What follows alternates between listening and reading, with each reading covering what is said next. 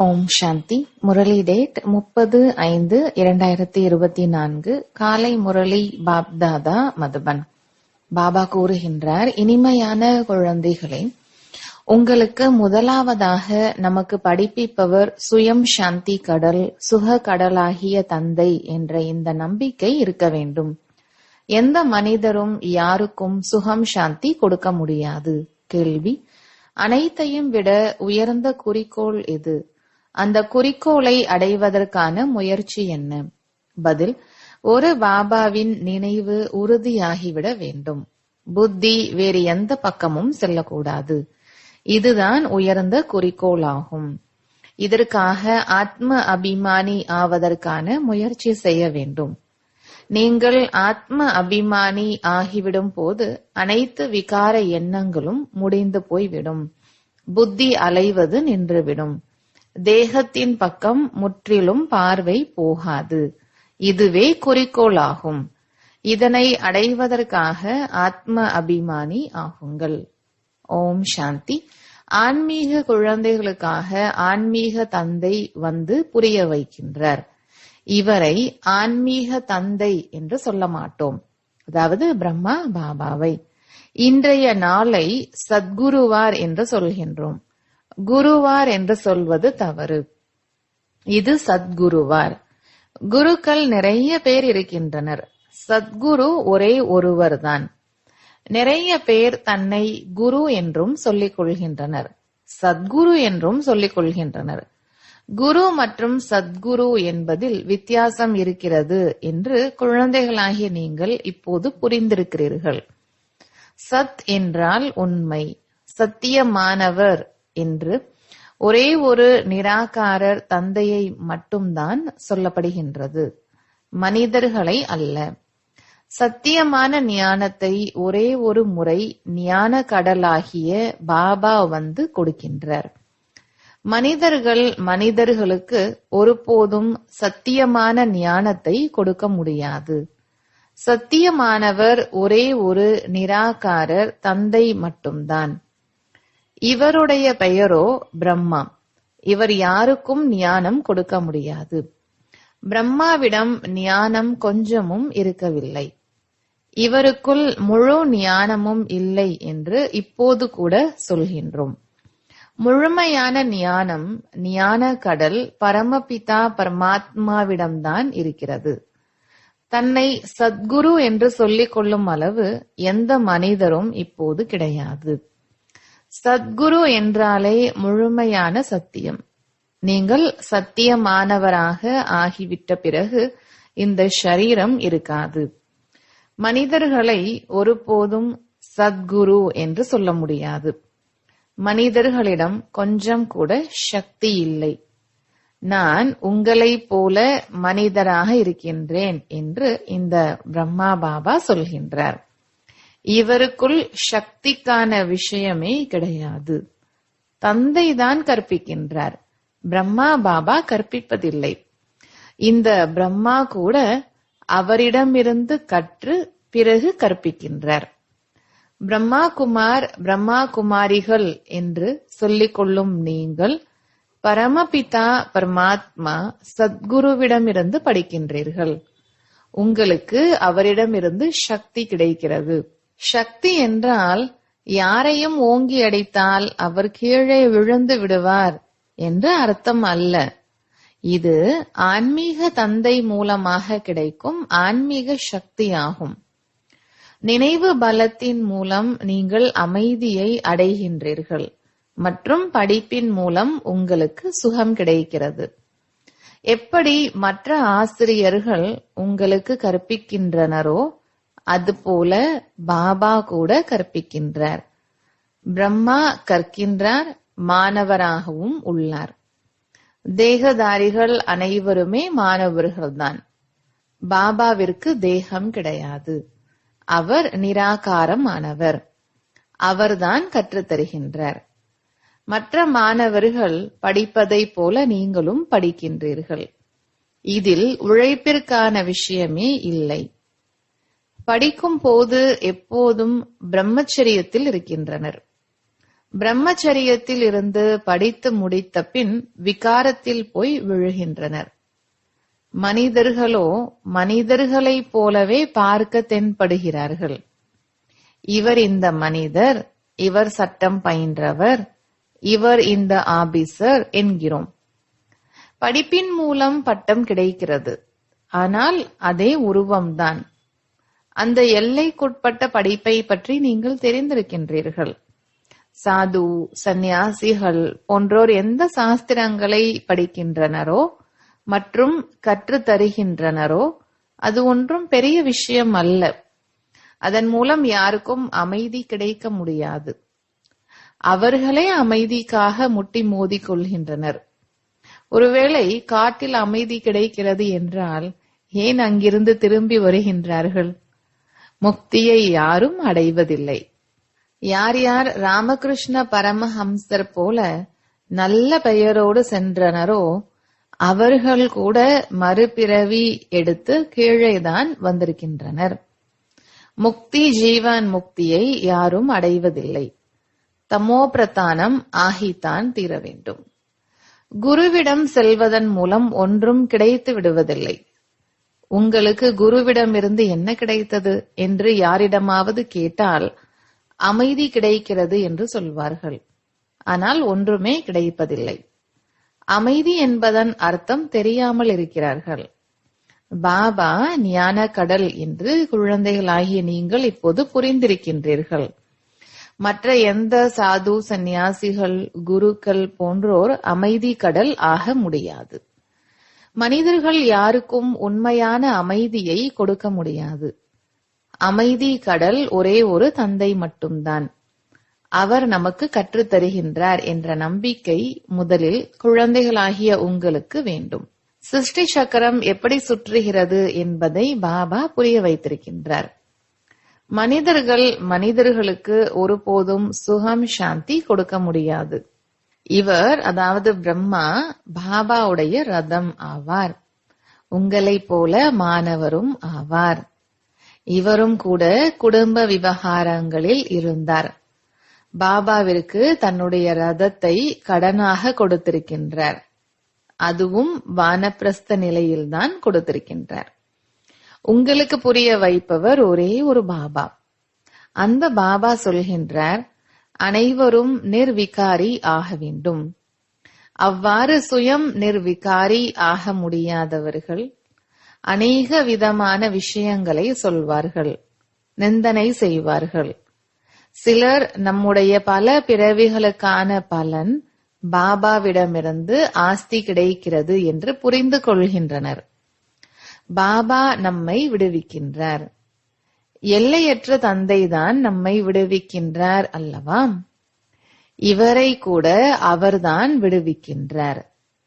குழந்தைகளை பாதுகாக்க முயற்சி செய்தார். யாரால் விடுபட முடியுமோ அவர்களை விடுவித்தார். நமக்கு கற்பிப்பவர் எந்த மனிதரும் கிடையாது என்று இப்போது குழந்தைகளாகிய உங்கள் புத்தியில் இருக்கிறது. சர்வசக்திவான் என்று ஒரே ஒரு நிராகாரர் தந்தையை தான் சொல்லப்படுகின்றது. வேறு யாரையும் அப்படி சொல்ல முடியாது. அவர்தான் உங்களுக்கு ஞானம் கொடுத்து கொண்டிருக்கின்றார். பாபாதான் உங்களுக்கு புரிய வைக்கின்றார். இந்த விகாரங்கள் உங்களுக்கு அனைத்தையும் விட பெரிய எதிரியாகும். இவற்றை விட்டுவிடுங்கள். பிறகு யாரால் விட முடியவில்லையோ அவர்கள் எவ்வளவு சண்டையிடுகின்றனர். தாய்மார்கள் கூட சில பேர் விகாரத்திற்காக பெரிய பிரச்சனை செய்பவர்களாக இருக்கின்றனர். இப்போது நீங்கள் சங்கம யுகத்தில் இருக்கின்றீர்கள். இது புருஷோத்தம சங்கம யுகம் என்று யாருக்கும் தெரியாது. பாபா எவ்வளவு நன்றாக புரிய வைக்கின்றார். நிறைய பேருக்கு முழுமையான நம்பிக்கை இருக்கிறது. சிலருக்கு பாதி நம்பிக்கை இருக்கிறது. சிலருக்கு 100%, சிலருக்கோ 10% தான் நம்பிக்கை இருக்கிறது.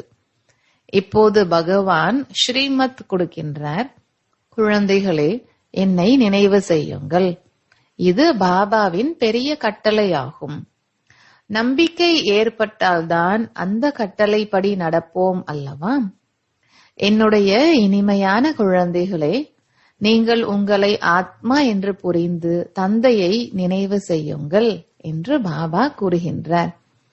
இவரை பிரம்மாவை நினைவு செய்யக்கூடாது. பிரம்மா சொல்கின்றார், நான் சொல்வதில்லை, என் மூலமாக பாபா சொல்கின்றார். எப்படி குழந்தைகளாகிய நீங்கள் படிக்கின்றீர்களோ அதுபோல இவரும் படிக்கின்றார். அனைவரும் மாணவர்கள். கற்றுத்தருபவர் ஒரே ஒரு டீச்சர். அங்கே அனைவரும் மனிதர்களிடம் படிக்கின்றனர். இங்கே உங்களுக்கு ஈஸ்வரன் கற்பிக்கின்றார். ஆத்மாக்களாகிய நீங்கள் படிக்கின்றீர்கள்.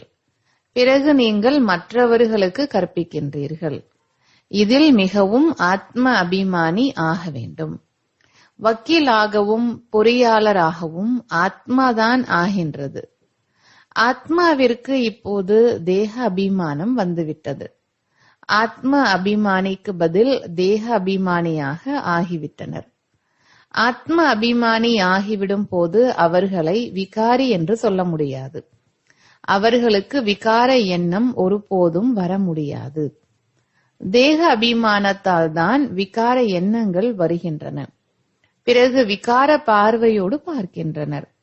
தேவதைகளுக்கு ஒருபோதும் விகார பார்வை இருக்க முடியாது. ஞானத்தினால் பார்வை மாறிவிடுகின்றது. சத்தியுகத்தில் விகார அன்பு செய்வார்களா அல்லது ஆடுவார்களா என்ன? அங்கே அன்பு செய்வார்கள், ஆனால் விகாரத்தின் துர்நாற்றம் இருக்காது. பல பிறவிகளாக விகாரத்தில் சென்று விட்டனர்.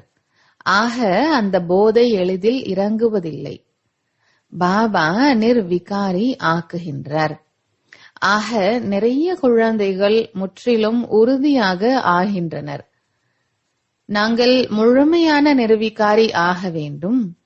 நாம் தனியாக இருந்தோம், தனியாகத்தான் செல்ல வேண்டும் என்று புரிந்து கொள்கின்றனர். அவர்களை யாரேனும் தொட்டால் கூட அவர்களுக்கு பிடிக்காது. இவர்கள் நம்மை ஏன் தொடுகிறார்கள்? இவர்களுக்குள் விகாரத்தின் துர்நாற்றம் இருக்கிறது என்று சொல்வார்கள். விகாரி நம்மை தொடக்கூடாது. இந்த குறிக்கோளை அடைய வேண்டும். தேகத்தின் மீது முற்றிலுமாக பார்வை இருக்கக்கூடாது. அப்படிப்பட்ட கர்மாதீத் நிலையை இப்போது உருவாக்க வேண்டும். ஆத்மாவை மட்டுமே பார்க்கக்கூடிய நிலை இன்னும் ஏற்படவில்லை. இது குறிக்கோள். பாபா எப்போதும் சொல்லிக் கொண்டே இருக்கின்றார், தன்னை ஆத்மா என்று புரிந்து கொள்ளுங்கள். இந்த ஷரீரம் ஒரு உறுப்பு, சாதனம். இதில் நீங்கள் உங்கள் பாகத்தை நடிக்கின்றீர்கள். இவருக்குள் சக்தி இருக்கிறது என்று நிறைய பேர் சொல்கின்றனர். ஆனால் சக்திக்கான விஷயம் எதுவும் கிடையாது. இது படிப்பு. எப்படி மற்றவர்கள் படிக்கின்றார்களோ அதுபோல இவர்களும் படிக்கின்றார்கள். தூய்மைக்காக எவ்வளவு தலையை உடைத்துக் கொள்ள வேண்டியிருக்கிறது. இதற்கு மிகுந்த உழைப்பு தேவைப்படுகிறது. ஆகையால் தான் பாபா சொல்கின்றார், ஒருவரை ஒருவர் ஆத்மா என்றே பாருங்கள். சத்யுகத்தில் நீங்கள் ஆத்ம அபிமானியாக இருக்கின்றீர்கள். அங்கே ராவண ராஜ்யமே கிடையாது. விகாரத்தின் விஷயமே கிடையாது. இங்கே ராவண ராஜ்யத்தில் அனைவரும் விகாரிகளாக இருக்கின்றனர். ஆகையால் பாபா வந்து நிர்விகாரி ஆக்குகின்றார். நிர்விகாரி ஆகவில்லை என்றால் தண்டனை அடைய வேண்டி வரும். ஆத்மா தூய்மை ஆகாமல் மேலே செல்ல முடியாது. கணக்கு வழக்கை முடிக்க வேண்டி இருக்கிறது. பிறகும் கூட பதவி குறைந்து போய் விடுகிறது. இந்த ராஜ்யம் ஸ்தாபனை ஆகி கொண்டிருக்கிறது. சொர்க்கத்தில் ஒரு ஆதி சனாதன தேவி தேவதைகளின் ராஜ்யம் இருந்தது என்று குழந்தைகள் தெரிந்திருக்கின்றனர். முதலில் கண்டிப்பாக ஒரு ராஜா ராணி இருந்திருப்பார்கள். பிறகு வம்சம் உருவாகிறது. நிறைய பிரஜைகள் உருவாகின்றனர். அவர்களுடைய நிலையில் கூட வித்தியாசம் இருக்கும். யாருக்கு முழுமையான நம்பிக்கை இல்லையோ அவர்கள் முழுமையாக படிக்க முடியாது, தூய்மையாகவும் முடியாது. அரை கல்பமாக தூய்மையற்று இருந்தவர்கள் ஒரு பிறவியில் 21 பிறவிகளுக்காக தூய்மை ஆகிவிடுவது என்பது சித்திவிடா என்ன? முக்கியமானது காம விகாரத்தின் விஷயம். கோபம் போன்றவற்றின் விஷயம் அவ்வளவு கிடையாது. எங்கேயாவது புத்தி செல்கிறது என்றால் பாபாவை கண்டிப்பாக நினைக்கவில்லை என்பதாகும். பாபாவின் நினைவு உறுதியாகிவிட்டால் பிறகு எந்த பக்கமும் புத்தி போகாது. மிக உயர்ந்த குறிக்கோள் ஆகும். தூய்மையின் விஷயத்தை கேட்டு நெருப்பில் எரிந்து போகின்றனர். இப்படிப்பட்ட விஷயங்களை யாரும் ஒருபோதும் சொன்னதில்லை, எந்த சாஸ்திரத்திலும் கிடையாது என்று சொல்கின்றனர். இதை மிக கஷ்டமாக புரிந்து கொள்கின்றனர். துறவற மார்க்கத்தின் தர்மமே தனிப்பட்டது. அவர்கள் மறுபிறவி எடுத்து மீண்டும் சந்நியாச தர்மத்தில்தான் செல்ல வேண்டும். அதே சம்ஸ்காரத்தை கொண்டு செல்கின்றனர். உங்களுக்கோ வீடு வாசலை விட வேண்டியதில்லை. வீட்டில் இருந்தாலும் அவர்களுக்கும் இது சங்கம் யுகம் என்று புரிய வையுங்கள். தூய்மையாகாமல் சத்யுகத்தில் தேவதை ஆக முடியாது. கொஞ்சம் ஞானம் கேட்டாலும் சத்யுகத்தில் அவர்கள் பிரஜையாகி விடுகின்றார்கள். நிறைய பிரஜைகள் உருவாகின்றனர் அல்லவா? சத்யுகத்தில் மந்திரி கூட இருக்க மாட்டார்கள். ஏனெனில் பாபா முழுமையாக ஞானி ஆக்கி விடுகின்றார். அஞ்ஞானிகளுக்குத்தான் மந்திரி போன்றோர் வேண்டும்.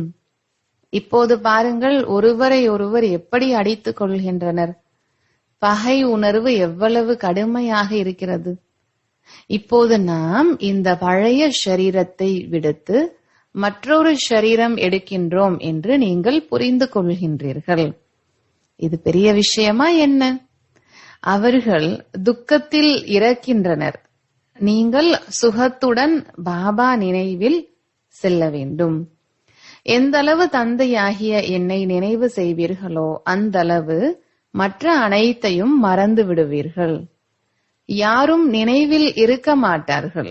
எப்போது உறுதியான நம்பிக்கை ஏற்படுமோ அப்போது இந்த நிலை ஏற்படும். நம்பிக்கை இல்லை என்றால் பாபா நினைவில் இருக்கவும் முடியாது. வெறும் பெயரளவில் சொல்கின்றனர். நம்பிக்கை இல்லை என்றால் நினைவு செய்ய மாட்டார்கள். அனைவருக்கும் ஒரே மாதிரியாக நம்பிக்கை இருப்பதில்லை அல்லவா? மாயை நம்பிக்கையை உடைத்து விடுகிறது.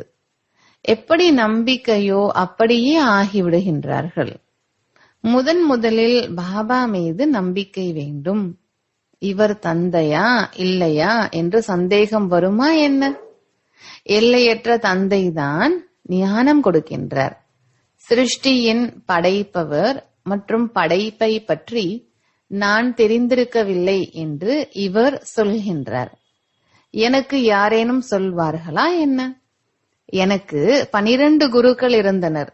அவர்கள் அனைவரையும் விட வேண்டியதாயிற்று. குருக்கள் யாரும் ஞானம் கொடுக்கவில்லை. சத்குரு திடீரென்று வந்து பிரவேசம் செய்தார். என்ன ஆக போகிறது என்று எனக்கு அப்போது தெரியவில்லை. அர்ஜுனனுக்கு சாட்சாத்காரம் செய்வித்ததாக கீதையில் கூட இருக்கின்றது அல்லவா? இங்கே அர்ஜுனரின் விஷயமே கிடையாது. இவர் ரதம் அல்லவா? இவர் கூட முன்பு கீதையை படித்திருந்தார். பாபா பிரவேசம் செய்தார். ஞானம் கொடுக்கக்கூடியவர் தந்தை மட்டும்தான் என்று சாட்சாத்காரம் காண்பித்தார். ஆக அந்த கீதையை விட்டுவிட்டார். பாபா ஞான கடலாக இருக்கின்றார். நமக்கு அவர்தான் ஞானம் சொல்வார் அல்லவா? கீதை தாயும் தந்தையுமாக இருக்கிறது.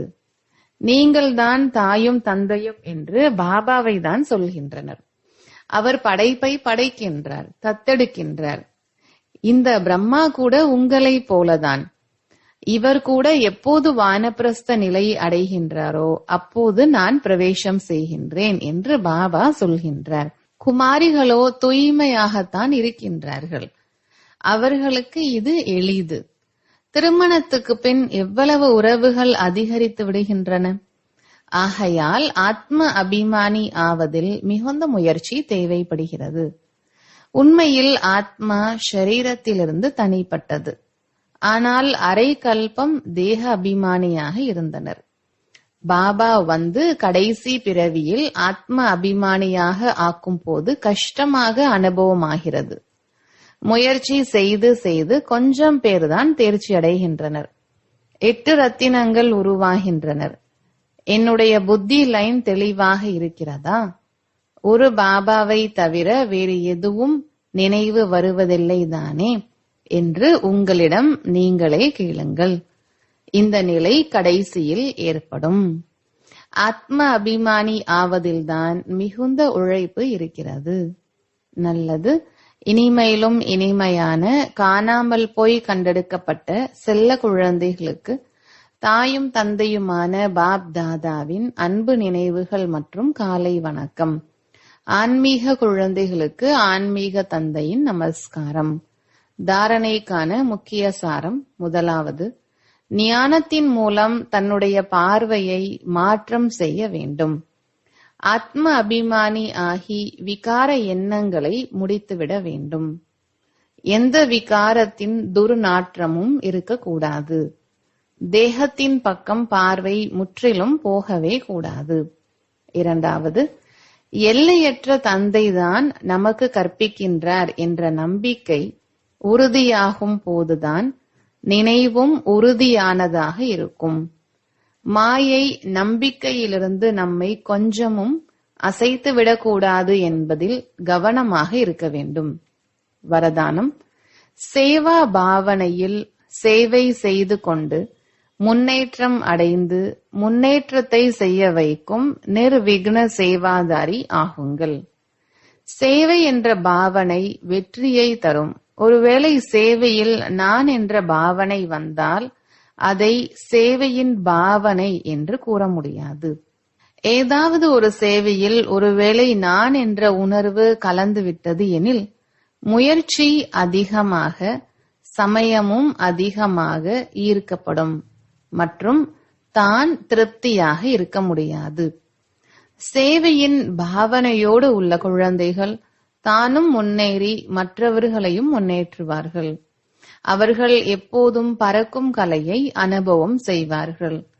அவர்களின் ஊக்கம், உற்சாகம் தன்னையும் நிர்விக்னமாக்கும் மற்றும் மற்றவர்களுக்கும் நன்மை செய்வார்கள்.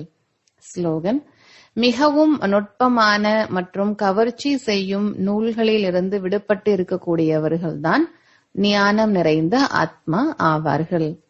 நல்லது. ஓம் சாந்தி.